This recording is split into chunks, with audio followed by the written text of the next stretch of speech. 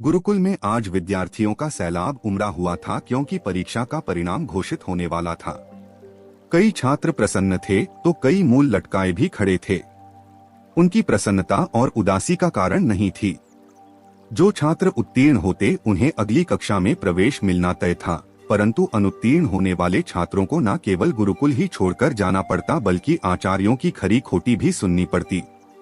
क्यों ये मूर्ख तो फिर अनुत्तीर्ण हो गया? तुझे मैंने समय रहते ही समझाया था ना कि यदि इस बार उत्तीर्ण ना हुआ तो गुरुकुल से बाहर निकाल दिया जाएगा। एक आचार्य एक किशोर विद्यार्थियों को डांट रहे थे और उन्हें बेचारा चुपचाप सुन रहा था, डरते डरते।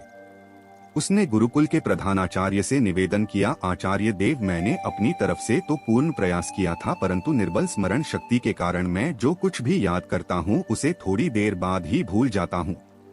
कृपया मुझे एक अवसर और देने की कृपा करें। यदि तुझे कुछ स्मरण ही नहीं रहता तो फिर तू कैसे उत्तीर्ण हो पाएगा और तेरे विद्याध्ययन करने का भी क्या लाभ होगा?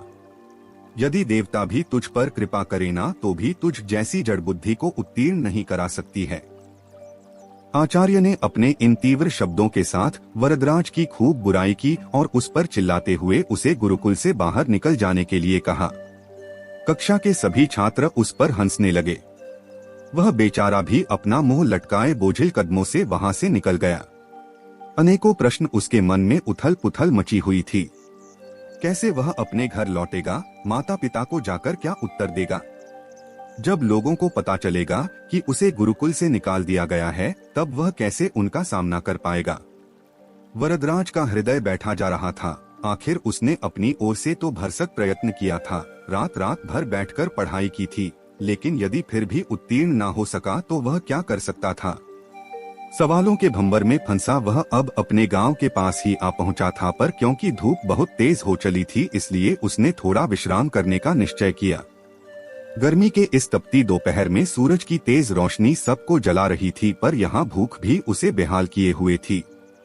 इसलिए पास के कुएं की जगत पर बैठकर ही उसने सत्तू खाने का निश्चय किया, जिसे वह गुरुकुल से लेकर चला था।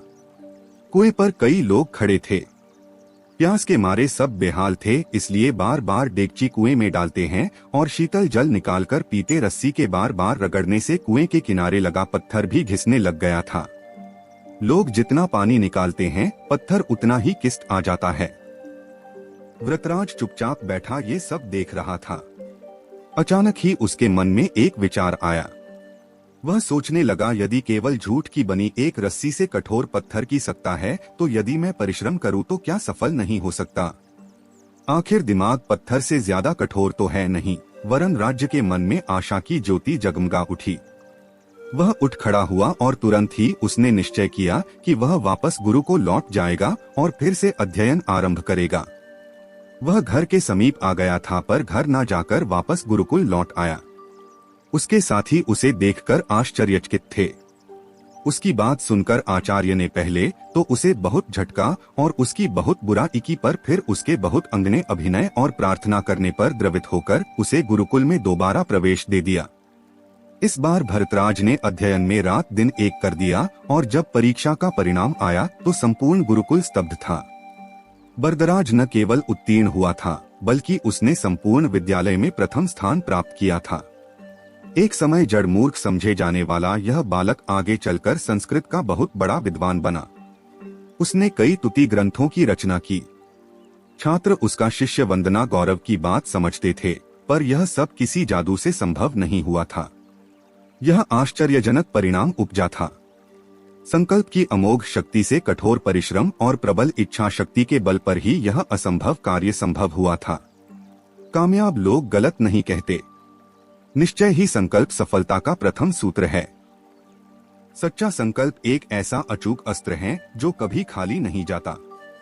यदि हम किसी भी कार्य को करने का संकल्प कर ले तो ऐसा कौन सा अवरोध है जो उसके मार्ग में चट्टान बनकर खड़ा हो जाए? निसंदेह कुछ भी नहीं।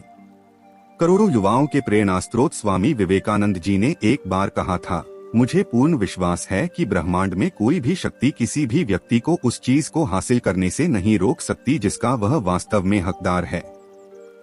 यदि मन अपनी पूर्ण क्षमता में जागृत है तो हर चीज पाई जा सकती है।